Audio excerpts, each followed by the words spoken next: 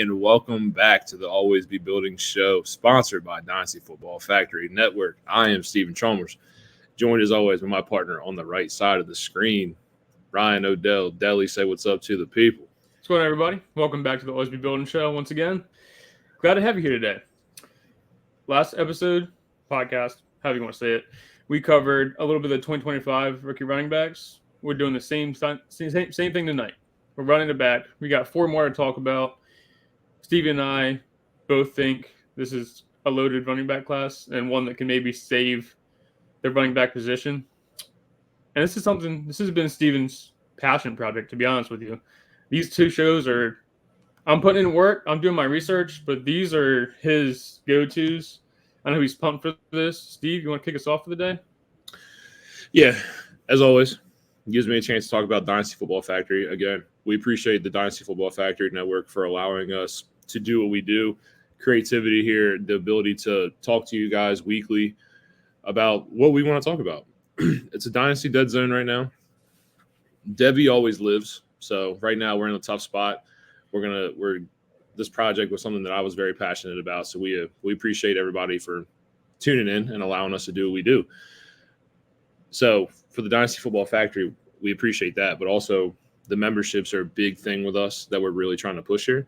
So with that being said, the memberships, access to redraft, best ball, Debbie, Dynasty, DFS, and IDP content.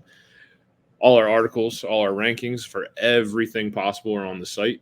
You get access to our Discord. You get to come in and talk and just hang out with us. Again, I like to say this, fantasy football addicts with a passion, and we get to just go in, talk, bullshit, have a good time. Annually, it's about $20. So if you buy the annual membership, it's about $1.67 a month. You do it monthly, it's about $4.99. Pretty good price, relatively cheap for all the content and all the opportunity you have to talk to many of Dynasty content creators, any creator in general. So it's a great time over there. Ryan, anything you want to say before we get started? I'm ready to get this thing going, baby. But yeah. I mean, Discord's great, just for the record. Can't reiterate it enough. There's tons of guys in there every day looking out for any questions that you guys have. And we're there normally within the first 5 minutes, if I'm honest with you. So check out the Discord, man. It's a great tool. Absolutely. Just give me a second. So everybody know we are live. And the tweet is sent out. Just got to pull up your message things for our clips. Give me 1 second. You good? I'm good. I'm ready to roll. So with this class, the four running backs we discussed last week. So I believe they are the running back ones with little to no flaws. Right. I believe they hold the highest potential value to possibly hit that running back one mark. I believe all of them will be a running back one, featured running back one in the offenses they are drafted to. I believe this next group of people that we're going to talk about have that same upside. But I think this realm of four has more red flags to discuss. Yeah. It's interesting. And then the four you mentioned last time that we covered, if you want to go back and watch it, was Quinshawn, it was Ashton Genty, it was Omarion Hampton, and Ollie Gordon. Who was it? Ollie Gordon. Ollie Gordon, of course. Duh, my bad. But yeah.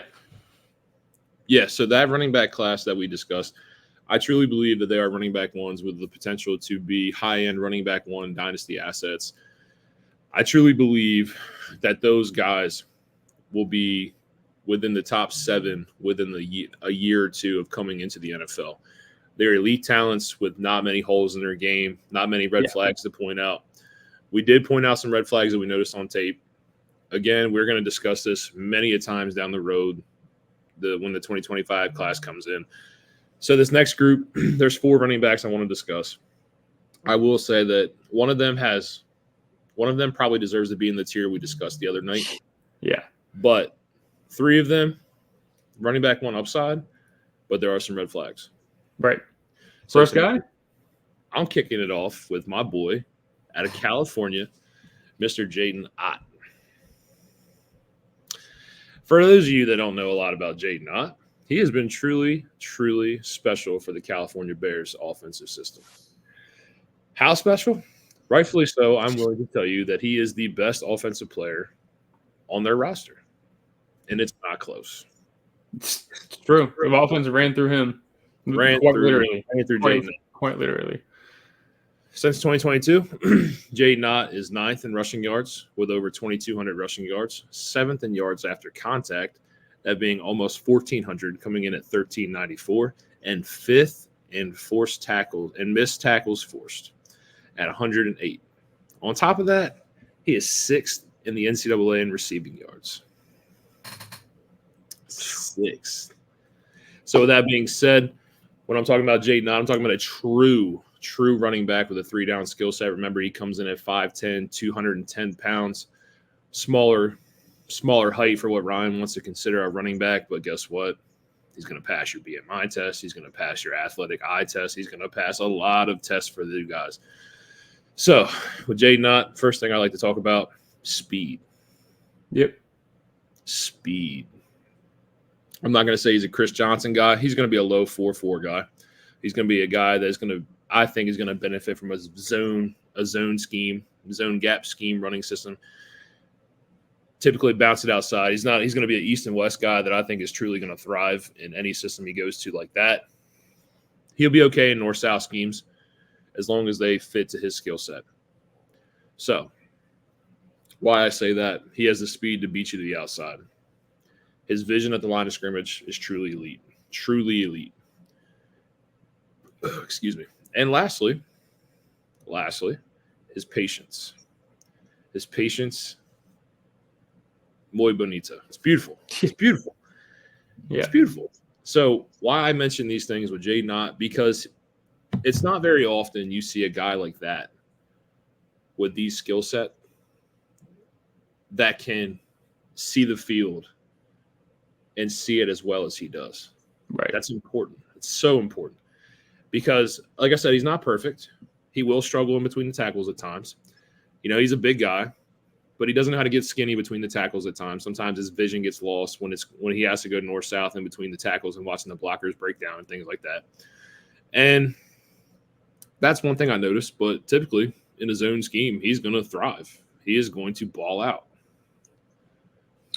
Yeah, so I have a few things in Jaden Ott's tape that I don't love, but I'll get to that in a second.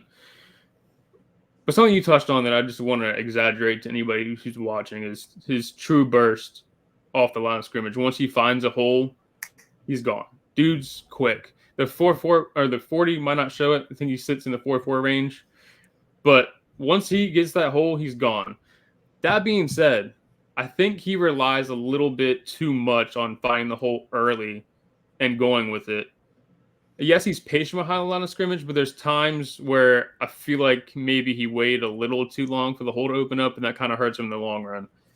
That's my only flaw against him. I think going into the league where he's going to need to improve on and survive in the NFL, at least to me, is the receiving side of things. I think that's where he's going to catch his edge. He's solid. He had more catches his freshman year than his sophomore year. I hope we can get back to that. He went from 46 catches his freshman year down to 25 his sophomore year. That being said, his rushing attempts went way up. He went from 170 rushes to 246. So I like to see a little bit of that the receiving upside come back to him a little bit, especially coming into this year. That's my only thing with Jaden Ott. It's like a little bit too dependent on the hole opening up for him to be successful. So I will say this. I don't like to knock coaching. I don't like to knock the team around him as well. But it has to come to the effect is like if you watch California's game tape, they don't play to his skill set. They typically don't run outside zone schemes in California. They typically don't. If you looked at it last year, I watched out of the game tapes I watched the Arizona game, which was by far his best game. 19 carries, 274 yards, and 3 touchdowns. And he had 2 touchdowns over 70-plus yards in this game. Out of the 19 carries, only 6 came on outside zone, on that outside gap zone scheme. Why? Why are we not playing to this player's skill set? There are going to be teams that are going to heavily utilize Jaden Ott's system and his overall skill set in the league. There are. I'm not saying that he can't go north and south. And I agree with you. I do believe that sometimes he runs at a higher pad level. I do agree with you that sometimes when it goes to being north-south, where he's typically not as comfortable, he doesn't see it all the time. Yeah. And he struggles. I can agree with that. Like I said, he's not perfect. So as we bring out the positives for Jaden Ott, though, I truly believe there's more positives to the profile than there are negatives. Sure. And I believe this is a running back that with a strong 2024 will jump up draft boards, because this is a guy that's probably ranked, 8th, 9th in some dynasty analysts' overall rankings. NFL mock drafts have him as the 8th best running back in this class. I don't see 8. I see a higher expectancy than 8. I really do. I love his skill set. I love his size. I love his speed. I love his athleticism. I love his burst. I love the ability for him to work out of the backfield in the receiving game. And he's not just a swing it out and let's work type of running back. He can actually run legit routes out of the backfield. He can go one-on-one with linebackers. He can go one-on-one with safeties. He can line up on the line of scrimmage. He can go in motion. He can run routes. And what I love also, yes, he may not be the best pass blocker, but the effort to get better. I've seen his effort in that area, and that's what I want. Those are the things that I need to see from you. I need to see you put in the effort in your red flag areas, quote unquote, and get better. Right. And that's what I see from Jaden Ott. This will be a big pivot year for him, especially to see if he can repeat back-to-back great seasons. Right. Like I said, I'd love to see more receiving. But other than that, you got anything else for me on the next guy? Yeah, I just want to say, though, as well, Jaden Ott is one of 5 running backs to post a 90-plus rushing PFF grade in 2023. He was an absolute monster. Absolute monster. So keep your eye on him in 2024. He's a name that you need to know. We do have a question, though, so let's listen. Good evening, boys. At some point tonight, I'd be interested to hear how the strength of the 2025 class affects how you manage your dynasty team in 2024. I have no idea where Ryan went. I lost Ryan, but I'm going to keep it pushing. He will join back. Well, so this is my thing. In 2024, if you truly cannot win, I'm looking to sell off as much as I can to acquire as many draft picks as I can in 2025. This is a running back that we're talking about that I truly believe deserves to go in the first round, but he might quite possibly not go in the first round. So these guys that I'm talking about, you're going to battle with wide receivers. Yeah, that question blew Ryan's mind. Yeah, so this class, you're going to battle with wide receivers like Luther Burden, Tataria McMillan, Evan Stewart, Emeka Egbuka. A lot of people have Shedeur Sanders as a quarterback that's going to go in the first round. We've already talked about running backs, Quinshawn Jukins, Ollie Gordon, Omarion Hampton, Ashton Genie. That's 9 players right there. And then it also depends on preference. Some people have Travion Henderson over Jaden Ott. I do not. I think they're very close. So these are running backs you're going to get in the second round. I'm stacking picks first round and second round. I'm acquiring as much draft capital as possible because I believe that this class is special.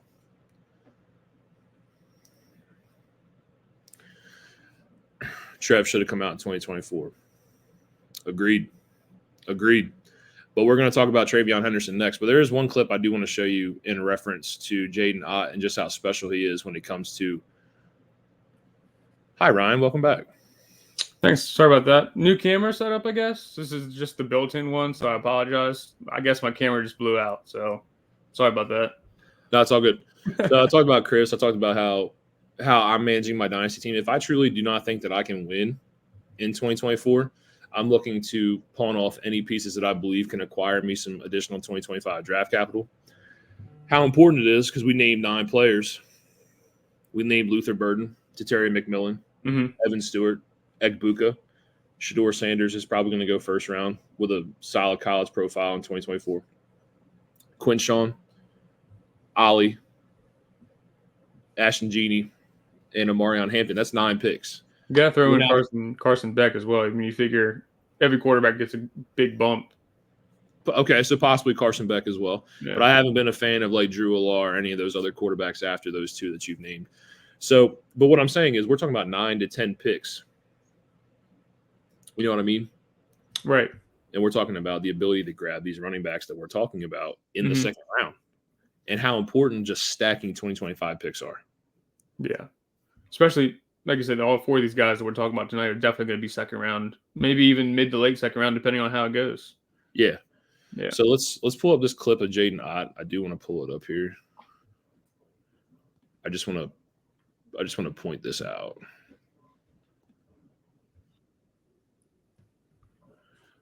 We got to figure out a better way to get these clips out, my brother and Christ. I have it already. So as we watch Jaden Ott here, this is a carry in the red zone.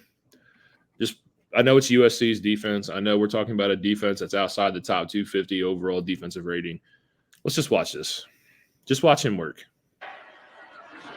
Here's Ott again, and a nice cutback. Makes the defender miss and is into the end zone for a touchdown. So, if you would like to, let's break this down. He broke 5 tackles.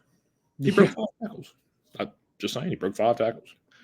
That, to me, was a phenomenal run. And we talk about the north-south things here. I know we're talking about USC's defense, who doesn't stand out as a top-tier defense, and that's fun. But guess what? You broke 5 tackles to score. Yeah. You broke 5 tackles. In one red zone run, inside the 10. Inside the 10. Yeah. Inside the 10. He's a special player, guys. I love me some Jaden Ott. He's a name that I have circled, starred, bookmarked. Yep. Next player. So this one right here, guys, to be honest with you, was my most troubling when it came to drawing up a profile. That being Mr. Travion Henderson. Why I'm so torn on Travion?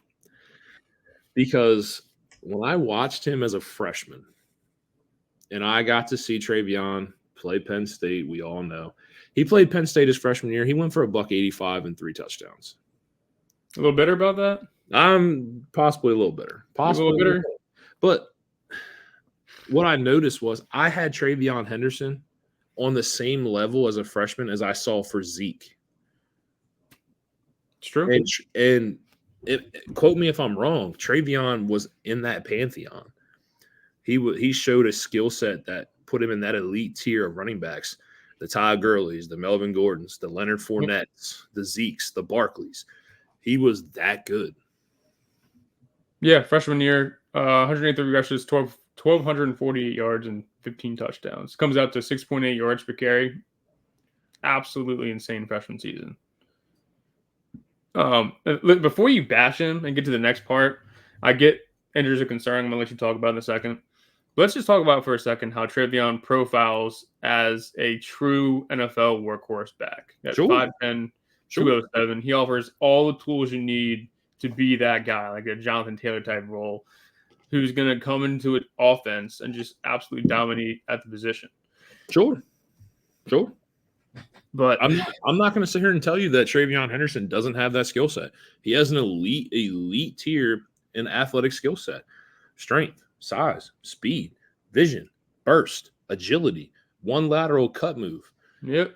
Receiving profile, and that's actually his worst part. But he's a great receiving back. Contact balance. He runs his pads low and level to the ground. He's a great pass blocker. I don't know what else to tell you here. He is an elite running back. But we have to get into the fact. Here's the red flag. He has missed 8 games in 2 years. He has a significant Liz Frank injury in 2022 he had to have surgery on. He missed 3 games last year. And he has yet to produce at that level like he did his freshman year. That has to be a red flag.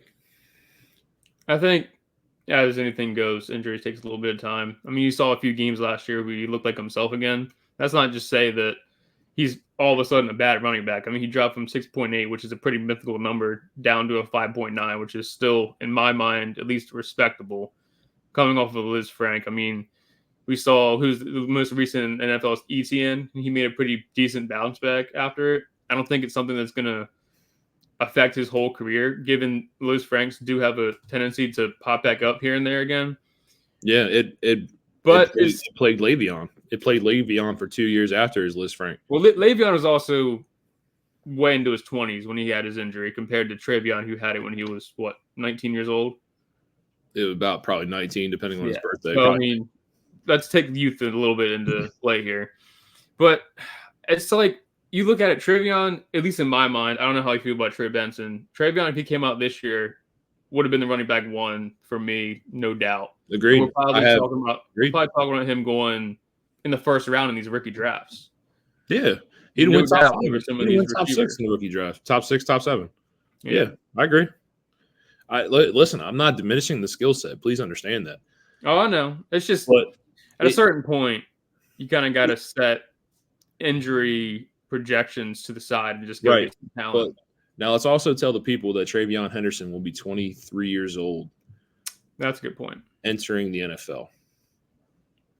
Yeah, I don't know why. Doesn't have a lot of workload. Doesn't have a lot of mileage. Doesn't have a lot of mileage on the body. You know what I mean? He's missed 8 games in his collegiate career. He's got Quinshon Judkins there this year. Probably going to see a pretty split backfield workload. We don't know what that's for sure. I'm going to assume it's going to be pretty 50-50 here. They're going to both be fresh. I would love to see a 50-50 split where they're both healthy. I'd love to see it. It's the best backfield 1-2 duo in the country. No question. It comes down to this is like you're talking about a running back who's going to be 23 years old with a significant injury history on his body already. And it scares me a little bit. It has to. I think the window will almost be closed when he enters the NFL. Yeah. Of a sell high gap. It's not long. You don't have long on a sell high here. As opposed to Quinshon Judkins, Ashton Genie, Ali, and Amarion Hampton. They're going to be coming out as true juniors. They're going to be entering the league at 21 years old. Yeah. I mean, we've seen this in the past, though. I mean, Najee, correct me if I'm wrong, I think Najee came out at 23 as well. Najee came out at 22. 22. Oh, my bad. Travis Etienne came out at 23. Yeah. I mean, he's doing just fine. I'm just saying. Right. But yeah, I mean, I would love to see him come out this year. I think you get that extra year on your fantasy team is obviously beneficial. Losing a year as a rookie definitely hurts you, and all those touches are going to college level things where he's just playing. I mean, he's probably going to have significantly less considering Quinshon's in the backfield, but you're still missing out on Travion in the fantasy world for a whole another season. And that definitely hurts. But I'm still drafting him with confidence next year. We'll see how he does the duo with Travion, with Quinshon in the backfield with him. I think they're going to be deadly. Maybe he'll get a little bit of revival back and he can keep his legs fresh. Yeah. So we got another comment. I also think it diminishes the value of the youth for mid-talent running backs like Zamir White, Cook, etc. So I'm targeting old cheap dudes that can crush like Kamara, Derrick Henry. Yeah, great idea. It's a great idea. Sure. But I also am going to say this. I think Zamir White's value, even though it has fluctuated on the positive side and is rising for a running back value, I actually believe that Zamir White is a buy to a certain degree because he's still outside of the top 20 running backs when it comes to pricing. And I'll be honest with you, he's never had a chance to actually hold a workload like this and have a backfield to himself. Why not take a chance? I'd throw a second his way for Zamir White. James Cook, you're going to pay significantly more than you would for Zamir White, and I think Zamir White might be worth the shot to a certain degree. But Kamara and Henry, I'm all in. Bye. Yeah, I've always been a Kamara guy. I've always been a Henry guy, actually, both of them. But yeah, it's a great strategy. As long as you're getting those 25 picks, you got to make sure you have those picks locked in before you go get guys like Kamara and Henry. But I won't argue with you about Zamir White on this podcast. But that being said, I have a lot of 2025 first-round picks next year, boys. Yeah, we know. All right. Let me go ahead and pull up the Travion video.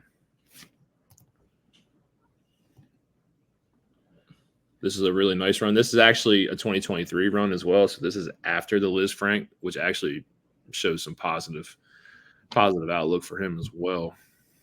Notre Dame as well. So always love Notre Dame tape. And let's run it. Trying to get it. So Ohio State's benefit, and now bounce the ball outside. Cut through 2 tackles. He's got speed on the sideline. Nobody's going to catch him. Touchdown Ohio State. 61 yards. It's an NFL run. That is an NFL run. Straight up. I'm not denying the fact that he has the skill set, bro. Trust me, I am not. I'm not saying it. And it's nice to see that. It really was. But I'm just saying that we have to look at the fact that he has never hit that freshman. He has never hit that freshman tendency. He has never hit that peak that he had his freshman year. It just hasn't happened. I haven't seen that level of Travion. We'll see how it goes this year. That being said, third guy, we're bringing in good old Penn State man himself. I don't really want to talk about this. Nick Singleton? Yeah, I don't really want to talk about this. Come on, man. We're talking about the number 1 running back in the 22 class. But all these guys we talked about coming out of high school were under Nicholas Singleton. He came out, was supposed to be a straight dog. Yeah. But he was. The thing is he is. And that's what I hate. Yes, Nick Singleton was the number 1 running back in the 2022 class. He is a 5-star recruit. He is an absolute monster of a running back. He's a specimen. Yes, we're going to go all this. And last year, going into the 2023 season, we were talking about Nick Singleton as the running back 2 of this class. We were talking about him with Quinshawn Jukins as a top 3 Debbie pick. Yes, Nick Singleton was an absolute monster. His freshman year, we all know how special he was. Shared a backfield with Katron Allen. They've shared this backfield together for 2 years, going to be the 3rd year now. And I think it's smart to a certain degree because you get to see that workload balanced and you get to keep them both fresh. His freshman year had 1,061 rushing yards, 6.8 yards per carry, broke the single season rushing touchdown record at 10. He rushes for 12 scores. We did that on 156 carries, guys. Yep. Absolutely special. And the most remarkable run, the 87-yard run in the Rose Bowl. He had 5 runs over 50 yards. He had 1 against Auburn. He had 2 against Ohio. He had the Rose Bowl run, and then he had 1. What was the last game he had? Oh, he had it in the Iowa game. Iowa's a top 3 defense, and he had that run in the Iowa game. After that Rose Bowl game, I don't know what happened. I truly don't. We have not seen an 80-yard run from Nick Singleton. We haven't seen a single explosive play. We haven't seen him hit 80 rushing yards in a single game since the Rose Bowl game. He hasn't had over 5 yards per carry in a single game after the Rose Bowl game. Yeah. He hasn't had a single run over 20 yards, 30 yards, 40 yards, 50 yards since the Rose Bowl game. His yards per carry dropped from 6.8 to 4.4. I don't know. Yeah. I don't know. I mean, how much do you think? I mean, obviously, you have Katron Allen there as well. I think they had a true 50-50. I could be wrong, but I think their rushing attempts were like dead even. It is dead even. So last year, the split, Katron was better. So actually, believe it or not, Katron had more carries than Nick Singleton last year. By how many? Like 5? It was like 8 carries. Okay. Nothing crazy. But what I'm saying is he was better with limited opportunity. And to be honest with you, our offensive coordinator got fired going into the 2024 season. So we are running a completely new offensive scheme. I'm excited to see how it plays out for Nick Singleton. But last year seemed like a really just grinded out tough yards, bruiser type running back. I just feel like they never schemed up for Nick Singleton to get wide open and busted open and do what he does. Plus the quarterback play last year for Drew Allar was absolutely abysmal. He never grew from his freshman year to his sophomore year. It just wasn't good. Overall, it wasn't good. Thank God we had a top 5 defense. Thank God. Because we couldn't score.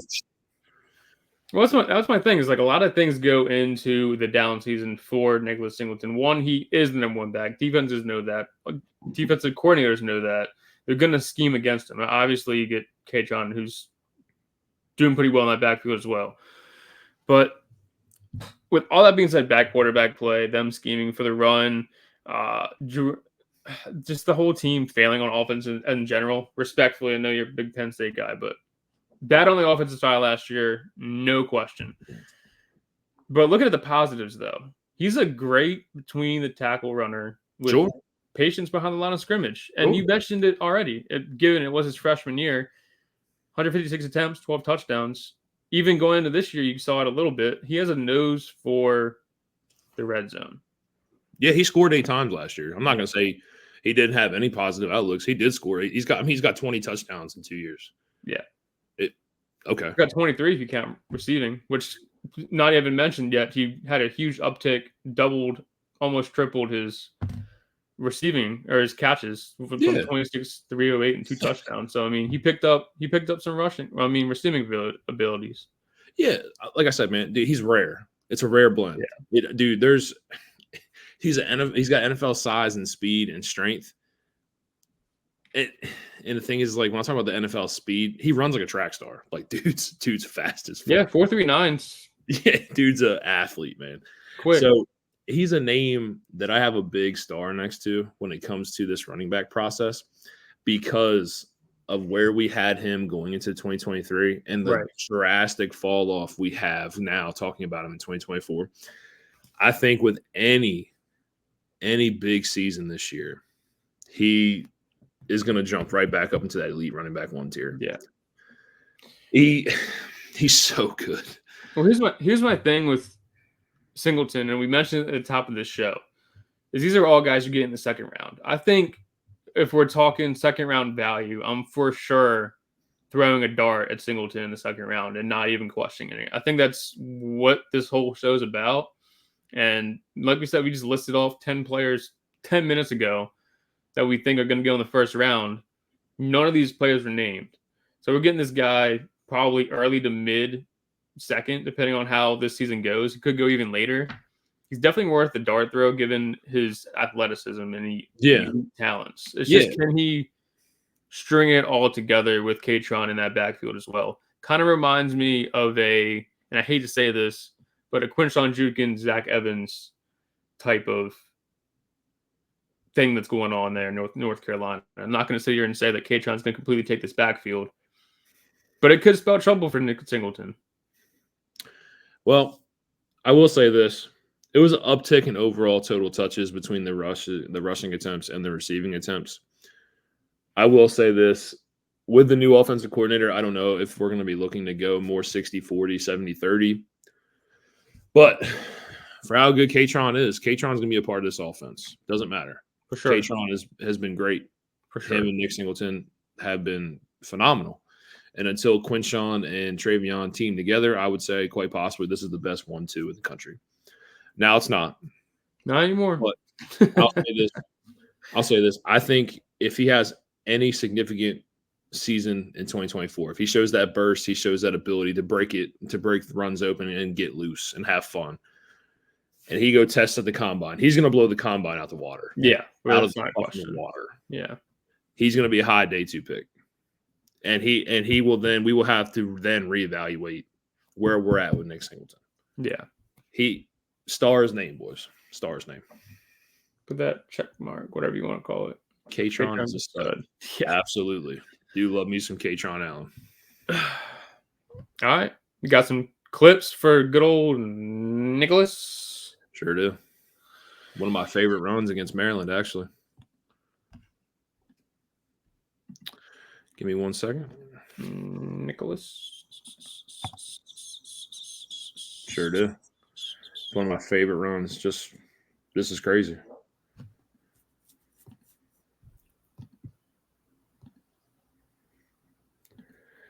And watch my boy work.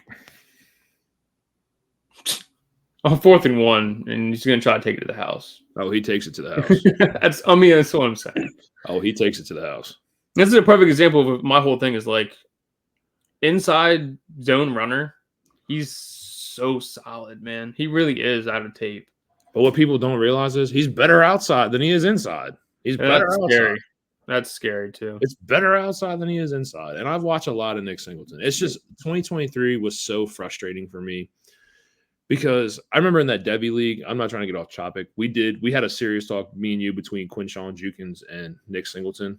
And we ended up going with Quinshon. So thank God we went with Quinshon.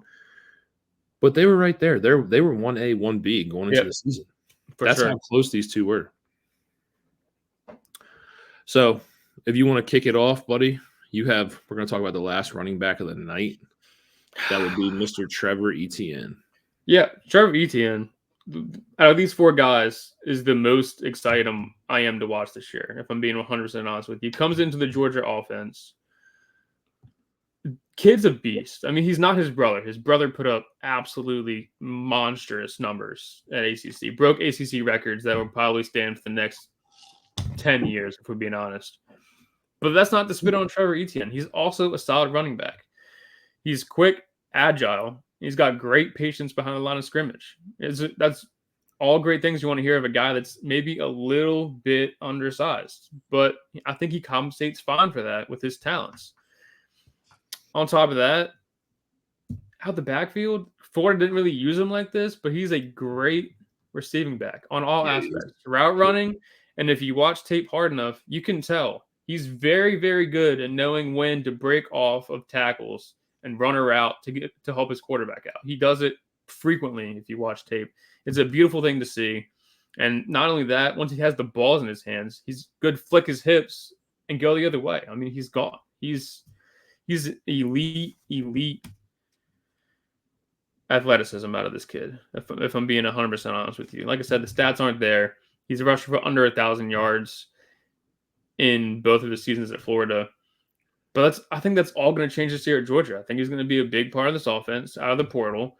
And I'm excited to see what he can do. See how far up boards he can go. Yeah, here goes Romero. Yeah. So with Trevor Etienne, obviously we're not talking about Travis here. Travis is, Travis one of the best running backs we've ever watched out of the ACC. But with Trevor Etienne, I am happy that he went to Georgia. I do think that this offense is going to be very creative. I do believe Kirby Smart is going to have him involved early and often. You no longer have Brock Bowers. You don't have a weapon like that.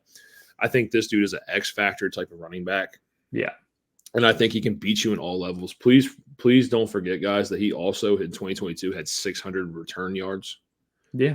He has a lot of potential in a lot of areas to help this team. And he's going to get to show it off. He really is. Really, really is. With this running back here, like Ryan said, he was a wide receiver in high school. He was a wide receiver. Transferred running back his freshman year, has been absolutely outstanding. Like Ryan said, you're not going to see the 1,000 yards rushing. He didn't have it. But I will say that his over 6 yards per carry has to stand out to you. It really does. Sure.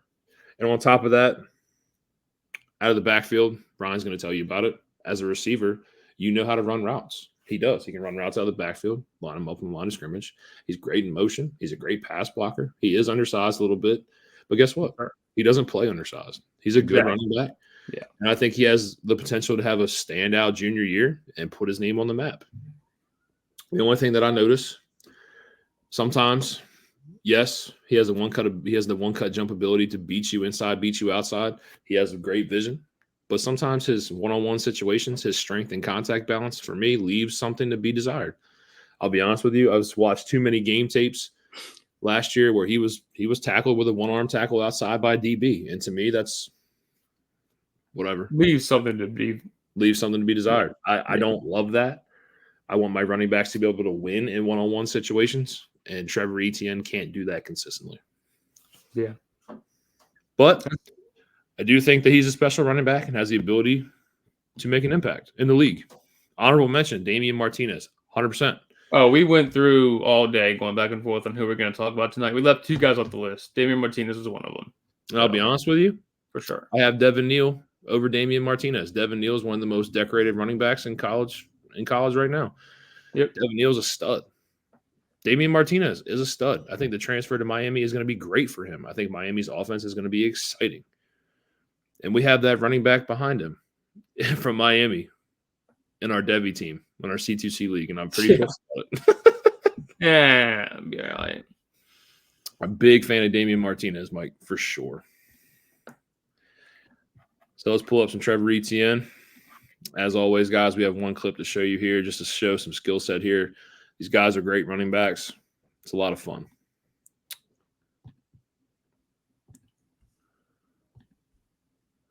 And let's pull it up. And watch him work. This is his freshman tape, actually. Get back to the ground game where they're so strong. Etienne, he can hit the home run. This one's out of the yard. Dive in the end zone. Touchdown.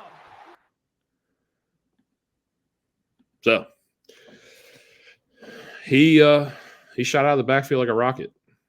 He is an absolute beast. He's an athletic freak. Plays a little smaller, but guess what? I think he is going to make an impact in the league somewhere, somehow. See him as an X factor type of running back, and I'm a big fan of Trevor Etienne. Obviously, we're not talking about Travis here, guys. We've said that a couple times now. He's not Travis, but he's going to be his own player, and I do believe that he is going to make an impact in the league one day. Yeah, give time.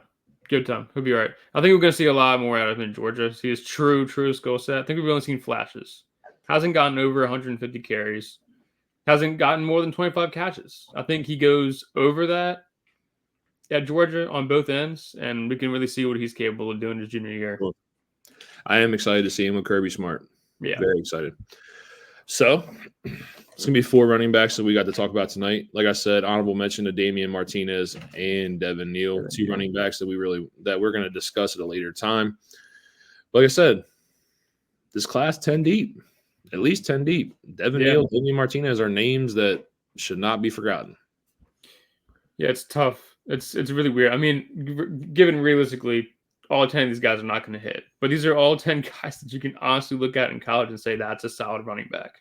Sure. Whether they pan out or not, it's important to know these names, especially this early. Start doing your research. If you think we're wrong and you decide that we're bad at this, at least we've made you aware of some of these guys if you weren't already. I also didn't even mention the boy out of Kent State or Kansas State. My boy Jace Giddens. Love me some state running backs. So, you know what I mean? God, like, there's so many running backs, man. Okay, it is what it is. You know what I mean? This is just I'm so excited about this. Ryan, anything you want to say before we get out of here tonight? Yeah, no, per usual. If you stopped in tonight, we appreciate you. We're going to try to stay away from the Debbie side of things going forward. This was a little bit of a passion project for Steven, something that he's really wanted to knock out. And I'm not mad at it either. Running backs, especially this upcoming class, leave something to be desired, especially right now. There's not a whole lot of what the fuck? Hi, Kristen. Not a whole lot of So just for you guys, this is my wife. I am a diehard Pittsburgh Steelers fan. My wife is a diehard Ravens fan. So Sundays are really fun for us 2 times a year, especially. Yeah, awesome. Appreciate my wife for stopping by, though. So everybody gets to meet my wife for the first time. Shout out, Kristen. Shout out to my wife, Kristen. Yep. Great stuff, fellas. Thank you. Yep. A project I was very passionate about. So we're going to get back to more of the dynasty things. We appreciate DFF for allowing us to step out of the realm and do something that I'm truly passionate about here. We're going to get back to the dynasty side of things. This is also a short work week for me. So we will have a second podcast this week. Ryan and I will keep you updated on what we will be discussing. We're going to start a new series. Also, we had a video hit over 310 views. That's awesome. We sincerely appreciate all the support. There are 320 people here that are watching with us tonight just talking about 2025 running backs. You guys are awesome. You're the reason we do this. Yeah. Shout out to the 320 nuts that are out here today watching 2025 running backs.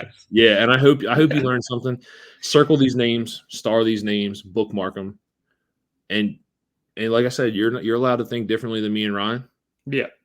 And because to be honest with you, we had a discussion between who we're going to put as our 4th running back. I went back and forth between Trevor Etienne and Devin Neal, and Ryan wanted Trevor Etienne, so we came to a common ground and we decided there. It was good. It was fun.